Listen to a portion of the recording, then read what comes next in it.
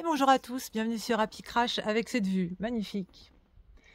Nous sommes à la campagne au bord de la mer, et il n'y a pas beaucoup de pays où ça peut arriver, mais en Grèce, il y a toujours la campagne, presque toujours la campagne au bord de la mer. Donc ne vous étonnez pas si vous entendez le bruit des canards, hein. Le bruit des poules, les chats vont sans doute pas tarder à débarquer. Et peut-être d'autres surprises, parce qu'ici on a toujours des surprises de gens qui passent. Donc, donc voilà, je voulais faire ma petite vidéo dans cet environnement idyllique où je passe mes vacances. Alors, j'ai eu quelques réflexions sur, comme quoi c'était des vacances de riches, etc. Alors, je suis ici logée chez un ami qui a une maison qu'il a bâtie lui-même, enfin, ils l'ont bâtie à deux, sans électricité, où il vit majoritairement de ses canards, de ses poules, de son potager, de son huile d'olive et de ses fruits évidemment qui sont derrière. Voilà, ce n'est pas une grande propriété de luxe, c'est un petit coin de paradis très, très sobre et magnifique en fait, idyllique. Où on a tout le confort nécessaire pour vivre bien sans vivre pollué par l'inutile ou le futile. Voilà. Je fais cette petite vidéo assez rapide parce que ce matin j'étais en train de réfléchir. En fait, j'ai écouté une vidéo de Naldo Sterone hier sur, alors je sais plus comment il l'appelait, la lalisation, l'environnement. Et je réfléchissais à ces histoires de CO2. Je réfléchissais aussi à une publicité que j'avais vue. Il me semble que c'était Apple, une publicité en allemand qui disait nous éradiquerons le CO2 de la planète.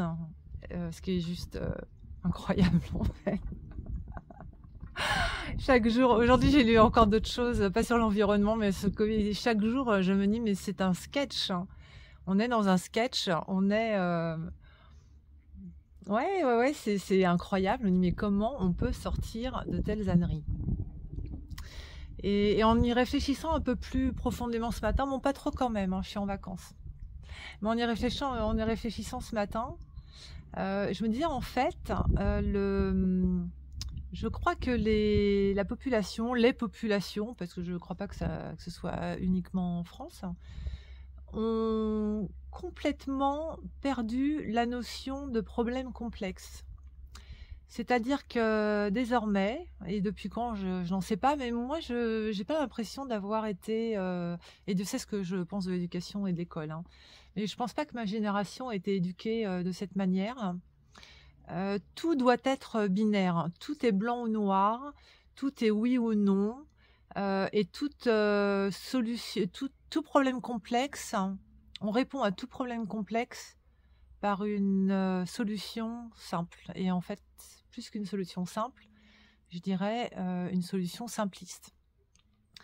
C'est vrai dans la médecine, hein, quand je joue à la médecine allopathique, vous arrivez chez votre médecin, vous avez mal à un endroit, et en fait c'est simple, on va enlever cette douleur, hein, sans se poser la question de l'entièreté de notre système, hein, donc de notre corps, et de se poser des questions sur des possibles conséquences ou interactions sur notre organisme ou venant de notre organisme. Pas parce qu'on a mal au ventre qu'on a un problème au ventre.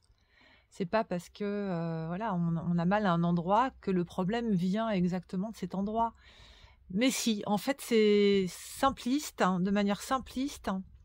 On va juste traiter l'évidence. Voilà, il y a une cause, enfin pas une cause, il y a une conséquence, il y a un fait, et on va soigner ce fait par une solution simpliste, hein, qui est qu'on va juste attaquer là, voilà. Et en fait, l'environnement, c'est ça. Quand vous voyez ça, vous vous dites entre tout cet écosystème-là, mais qu'on n'imagine même pas. Il y a les sols, il y a les sous-sols, hein, il y a l'atmosphère, hein, il y a la mer, hein. Tout cet écosystème est lié, communique, s'influence. Et dire que quand il y a un problème sur cet écosystème, il y a une seule cause, et qu'en soignant cette cause ou en éradiquant cette cause, tout va aller, c'est juste impossible, hein. À chaque fois que j'ai postulé, pas beaucoup dans ma vie parce que j'essaie de rester quand même plusieurs années à chaque fois dans mes boulots. Et quand vous postulez à des postes de cadre ou de cadre supérieur, vous avez des tests, hein, des tests psychotechniques, des tests de réflexion, etc. Et il y a une partie du test, hein, enfin de ces tests, qui essaye d'évaluer votre propension à résoudre des problèmes complexes. Et ça peut être la définition même de l'intelligence. C'est pas la seule, je sais, il y a plein de formes d'intelligence, etc.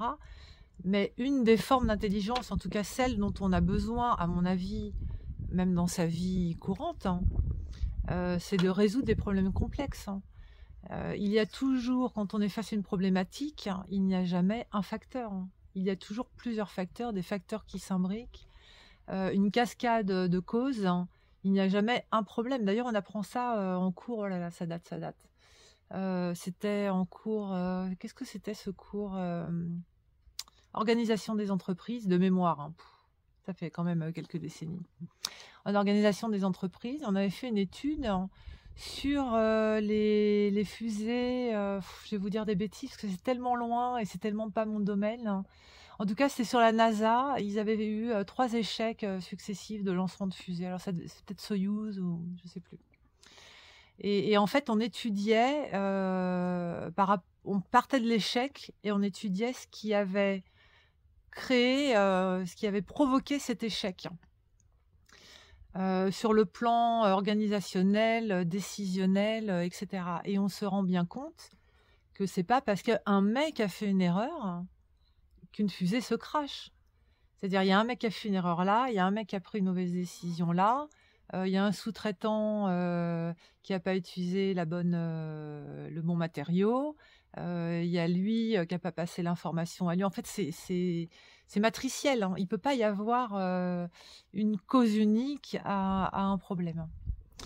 Et actuellement, je le vois, bon, pour la médecine, ça apparaît évident, mais pour le climat, en admettant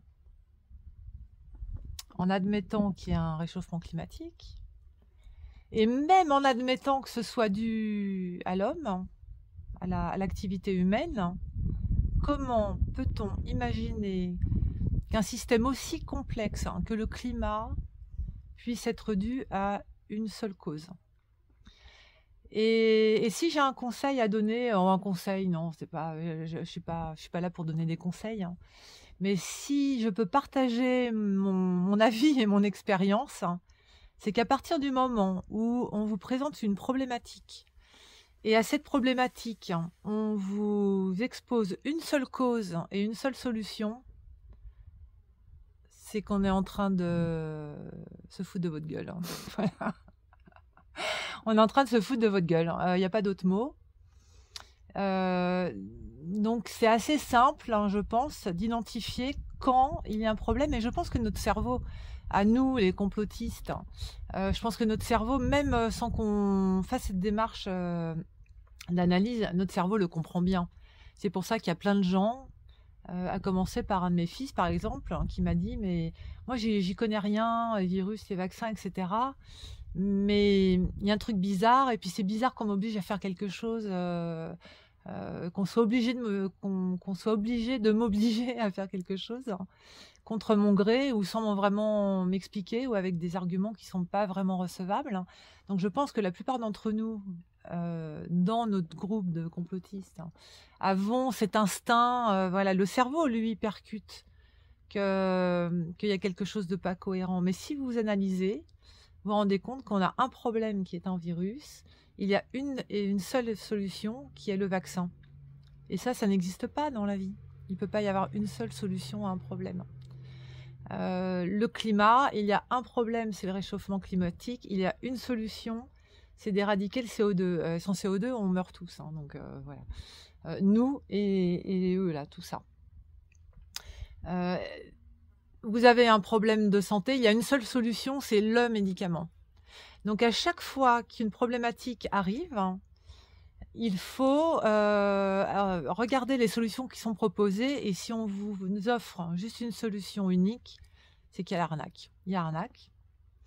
Et ça me fait penser un peu quand j'étais gamine, mes grands-parents recevaient un journal Télé Z, enfin, je sais plus. Et à la fin, il y avait toujours des publicités, des publi-reportages, etc.